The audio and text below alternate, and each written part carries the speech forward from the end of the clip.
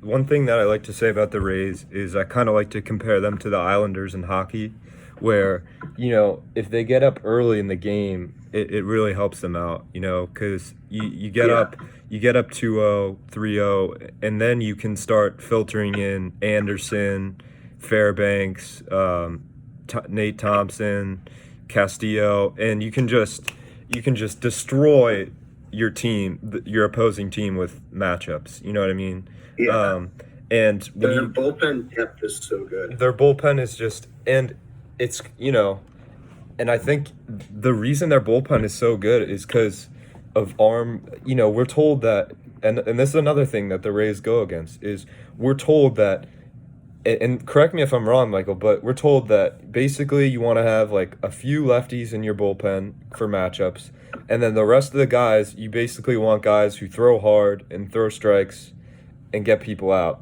We never hear anything in bullpens about, oh, you want guys with different arm angles, and not all your guys can throw hard. Like you look at Thompson, he doesn't throw that hard, and that guy Sledgers, I don't know if you know who I'm talking about, and Yeah. John Curtis, like just these random guys, and they're just effective because they're a part of that machine, that is Yeah. so effective. But Well, anyways, I think it's that yeah, go it's ahead. probably that the Rays just don't really care about norms in any way. They Hmm. care about who's going to produce the best, Yeah. and that's less going to be like you said about like the what you, like if you look at their hitters, where they hit a lot of home runs, and they're like, yeah, we'll produce our runs via the home run. Hmm. They don't really care about the norms. They care about who's going to produce the best results.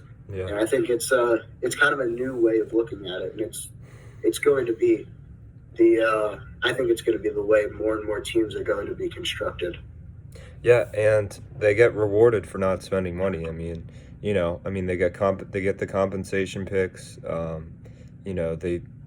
They really don't need to spend money for their team to be good. But anyways, let's go into the World Series matchup.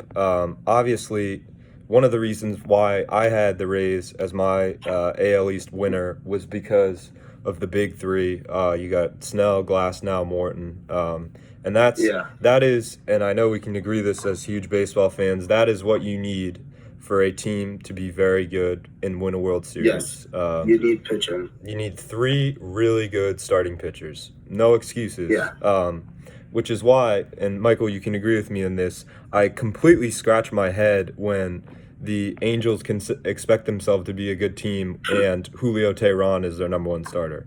Oh yeah, absolutely. You want to support Mike Trout? How about get a pitcher who can pitch? They have like Dylan Bundy. Yeah, They just Dylan Bundy who was came right. out of nowhere, Yeah, which was more of an analytical move, to be fair. Yeah. Right, that's a step in the right direction. But Mhm. they have to embrace it. If I'm the Angels, I'm going out and I'm getting like a Trevor Bauer or a Marcus Stroman Mhm. this offseason.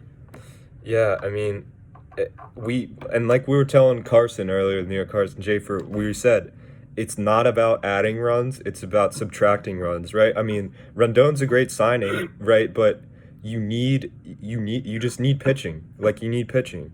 Yeah. We saw with the Astros, they signed Hosmer and Machado.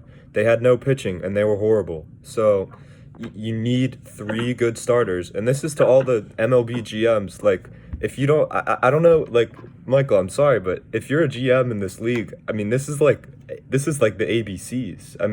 You need three good pitchers, three good starting pitchers to win a Yeah. World Series. You need to have guys who can get you innings effectively. And when is the league going to understand that? Like, you need three good starting pitchers. So that was, anyways, going out of my rant. And then, you look at the Rays, a great bullpen, Nick Anderson, Castillo, Thompson, just a bunch of great bullpen. The reason why I backed away from them was because of their lineup. Obviously, I didn't have them winning the World Series because, they had, and this is one of the reasons, this is why it's so incredible they're in the World Series. They basically, and I don't know if you agree with me or not, Michael, they basically trade away their best player in Tommy Pham to the Padres. Yeah. Which is incredible. Is it too early to make that stab the Padres in the back joke? Oh man. Oh god. That was crazy. I'm not sure you saw the video. Yeah, That was, no. I that just was, yeah, it's horrible. That yeah. he did rake in the playoffs, which was good. He didn't play that well in the regular season. He was also injured a lot. But I thought that was crazy. And you just kind of, and I'm sure, Michael, what did you think about this Rays team going into the regular season? I thought they were good. I mean, they're the Rays, right? They're managed really well. I know they had some pieces. I kind of didn't really follow them a ton, mostly because they're the Rays. Like, I feel like even though I love the small market analytical teams, it's Yeah. they play in Tampa. Like, do I really care that much? But I mean, yeah, they're just a really fun team to watch. That I think as I've been watching them more in the playoffs.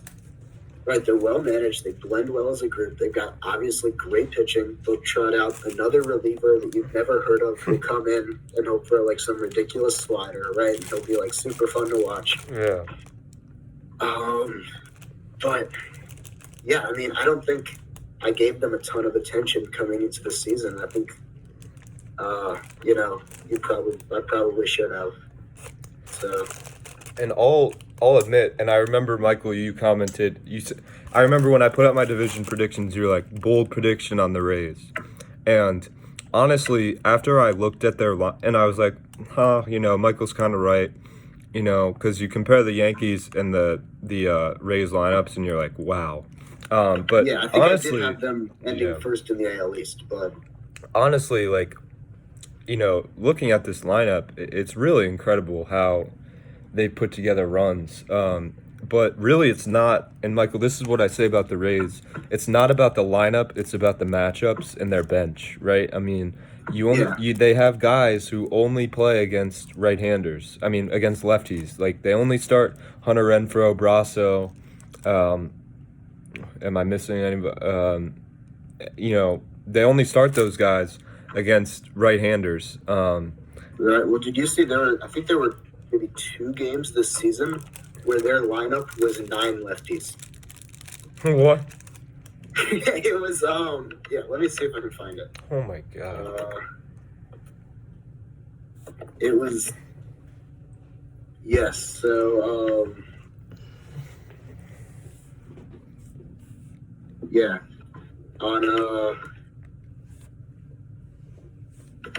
On September 11th, they had 9 left-handed bats. Wow, that's incredible.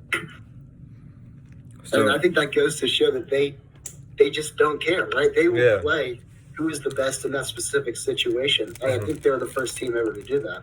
Yeah. So. And like me and Michael were mentioning before, the Rays are a team that are very, like we were saying, they don't care. And they're very unconventional from the principles of baseball. The principles of baseball are that, a good player throws hard. A good player hits for a high average and doesn't strike out. A good player, is good all around the field. And a good player can only play one position.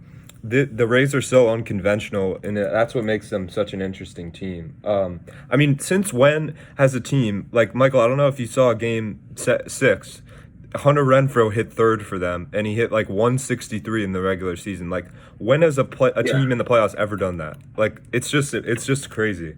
They're just they just defy the norms. I think that's probably a saying we're going to say a lot.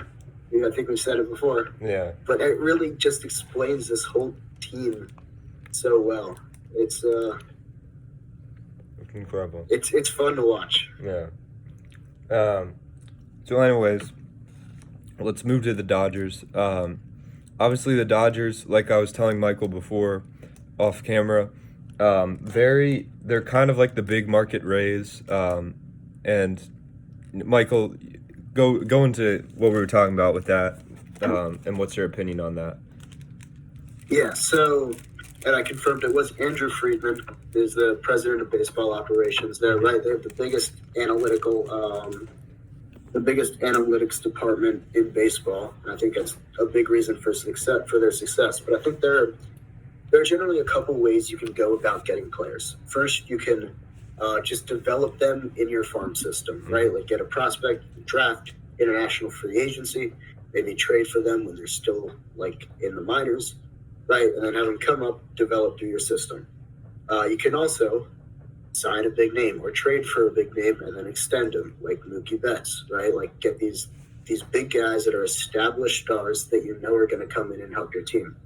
And then the other way you can get a player is find someone who's been struggling with another team, or maybe in their system not as valuable as the team they belong to, think they are, right? And go out and get them. And I think the Dodgers, like if you look at a Luke Voigt or what the Rays have done with Randy Arozarena, and I hate to pick on the Cardinals here, but come on, guys, you had Luke Voigt and Randy Arozarena.